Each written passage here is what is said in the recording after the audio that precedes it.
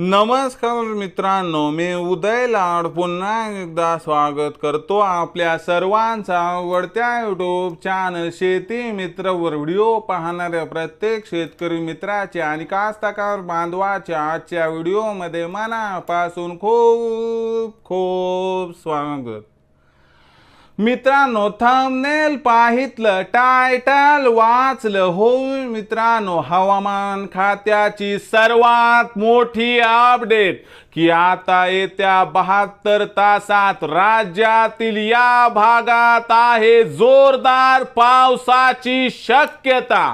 होय मित्रांनो, ही सध्याच्या कंडिशनची सर्वात महत्त्वाची अपडेट आहे की येत्या 72 तासात आता राज्यातील या भागात दिसत आहे वादळी वाऱ्यासह जोरदार पावसाची शक्यता।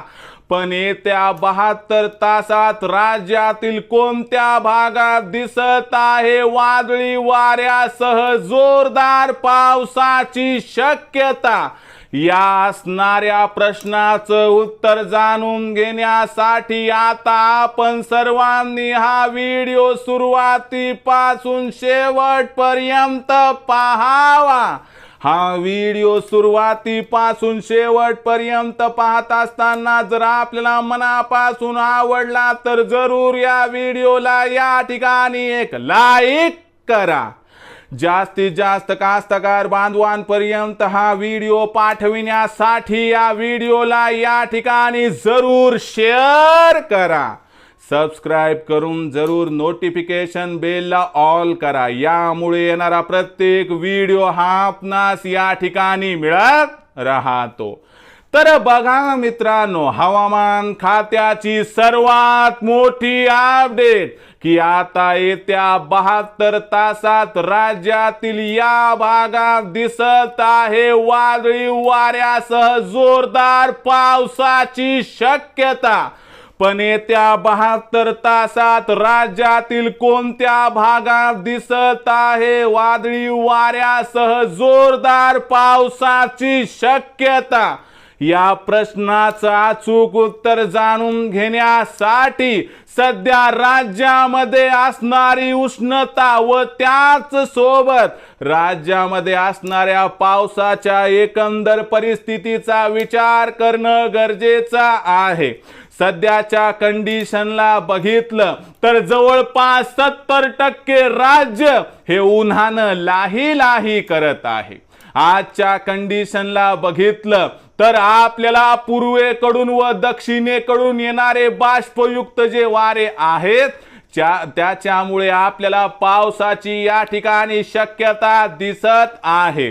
या शक्यतेचा जर आपण विचार केला तर पहिल्यांदा विदर्भाचा विचार करूया। विदर्भामध्ये एकूण 11 जिल्हे येतात। या 11 जिल्ह्यांचा विचार केला तर यामध्ये चंद्रपूर, गडचिरोली, भंडारा, गोंदिया, नागपूर, वर्धा, त्याचबरोबर अकोला, वाशिम, बुलढाणा, यवतमाळ, अमरावती या 11 जिल्ह्यांमध्ये आपल्याला या ठिकाणी येत्या 72 तासांमध्ये विजाच्या कडकडाटासह हलक्या ते मध्यम स्वरूपाचा पाऊस काही ठिकाणी दिसू शकतो। त्याचबरोबर मित्रांनो, एक गोष्ट लक्षात ठेवा की ताशी 30 ते 40 किलोमीटर वारे विदर्भात या ठिकाणी सुटू शकतात आणि याच्यामध्ये काही भागात तुरळक ठिकाणी जर गारपीट झाली तरी देखील आश्चर्य वाटायला नको, असं या ठिकाणी जाणकारांचं इथं स्पष्ट मत आहे। त्याचबरोबर मित्रांनो, आता मराठवाड्याचा विचार केला तर मराठवाड्यात एकूण 8 जिल्हे येतात। या 8ही जिल्ह्यामध्ये म्हणजे की छत्रपती संभाजीनगर, जालना, त्यानंतर परभणी, हिंगोली, नांदेड, बीड आणि लातूर, धाराशिव या 8ही जिल्ह्यामध्ये कमी अधिक प्रमाणात हीच परिस्थिती आहे मित्रांनो। आणि तुम्हाला सांगतो की इथं देखील वादळी वाऱ्यासह पावसाची शक्यता आहे। हलका ते मध्यम स्वरूपाचा पाऊस कोसळू शकतो आणि कुठे कुठे गारपीट होऊ शकते। खानदेशातील 3 जिल्हे धुळे, नंदुरबार, जळगाव इथं देखील हीच परिस्थिती आहे। फक्त पश्चिम महाराष्ट्रामध्ये तुरळक ठिकाणी पाऊस कोसळू शकतो. वादळी वाऱ्यासह गारपीट होण्याची शक्यता अत्यंत कमी आहे आणि कोकणामध्ये उष्णतेची लाट या ठिकाणी राहणार आहे. असा एकंदर संपूर्ण राज्याचा मित्रांनो हवामानाचा येत्या 72 तासाचा अंदाज आहे. फक्त एकच विनंती तुम्हाला हात जोडून कळकळीची करतो की ज्यावेळेस विजांचा कडकडाट होतो त्यावेळेस विजा कोसळण्याची शक्यता मोठ्या प्रमाणात असते. अशा परिस्थितीत स्वतःचा जीव धोक्यात घालून शेतीचे काम कृपया करू नका, कारण आपल्यावरती कुटुंब अवलंबून आहे हे लक्षात ठेवा. आणि आता पडणारा पाऊस, वादळी वाऱ्यासह होणारी गारपीट व कोसळणाऱ्या विजा ह्या आपल्या जीवाला धोका निर्माण करू शकतात. बस फक्त एवढीच काळजी घ्या. तर जीवाला जपून जर आपण या ठिकाणी शेतातील कामं केली तर कसल्याही प्रकारची अडचण तुम्हाला भासणार नाही. तर मित्रांनो, ही होती हवामान खात्याची सर्वात मोठी अपडेट की येत्या 72 तासात राज्यातील या भागात होणार आहे वादळी वाऱ्यासह जोरदार पाऊस आणि गारपीट. पाऊस, वादळी वारं, गारपीट म्हणजे हवामानाबद्दल आपल्याला जर लेटेस्ट अपडेट जाणून घ्यायचे असेल तर पाहत रहा आवडतं यूट्यूब चॅनल शेती मित्र.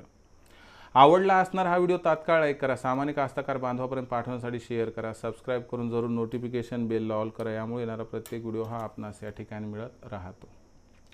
तर मित्रांनो, अशाच एका नवीन व्हिडिओसह मी आपला मित्र उदय लाड आपल्या सर्वांच्या आवडत्या यूट्यूब चॅनल शेती मित्रवर मिळत राहील. तोपर्यंत माझ्या प्रत्येक शेतकरी मित्राच्या आणि कास्तकार बांधवाच्या आजच्या व्हिडिओमध्ये मनापासून खूप खूप आभार.